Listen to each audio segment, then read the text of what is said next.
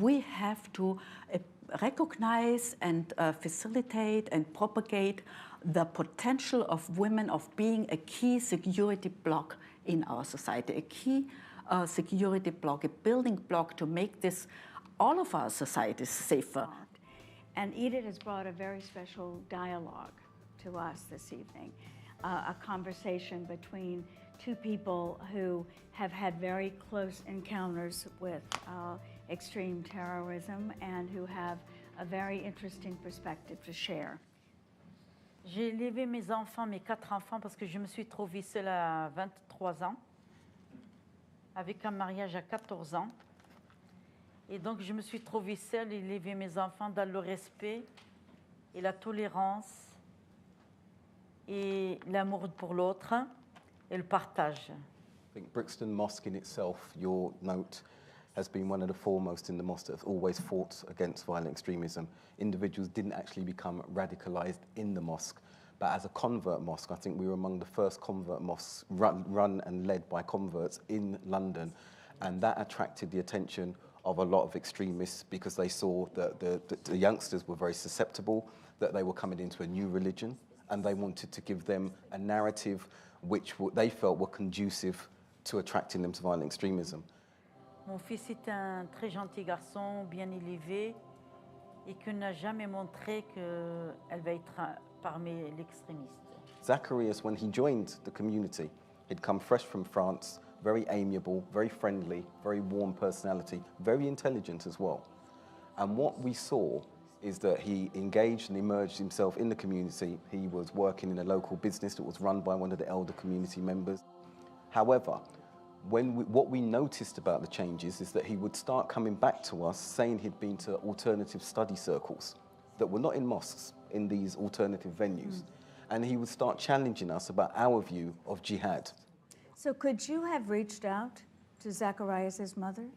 Could you have reached out to Aicha and said, what I'm watching here is very disturbing, I see what's going on? Why didn't you? We tried, but the only way we could do that was via Zacarias. When Zacarias came into the UK, like many North Africans, like many individuals do, they came to our very multicultural community. One of the things we want to do is to know their background. Where are you coming from? What's happening? Who are your parents? Do you have any brothers? And I'm not blaming Aicha. She didn't know who we were. Zacarias kept that secret from us. And he kept us secret from her, where he was going, where he was attending, and such like. So I think that there's got to be a mechanism that's developed. And we do that, we've been doing that for years with our community, where we know the parents, or we can access the parents. We need to send this strong message to mothers, to women, that they are not alone, and they are not alone responsible for what is happening to their children. The mosque should be engaging in a social sphere with those single mothers, connecting with their children, so that the mothers can see that they're not alone. The father may be dead, he may be absent for various reasons. There needs to be that connectivity. Drawing from the interviews we did with mothers who live with children who are in the danger zone, they all said that, as you rightfully said, the mosque was the only social meeting space for the youngsters. Many of them felt they were bad Muslims because they were not believers, not really believers. So they felt bad and excluded even there. They were excluded in the English society in that case, but they were also they felt excluded from the mosque because they were not strong. They felt they were not strong in their faith.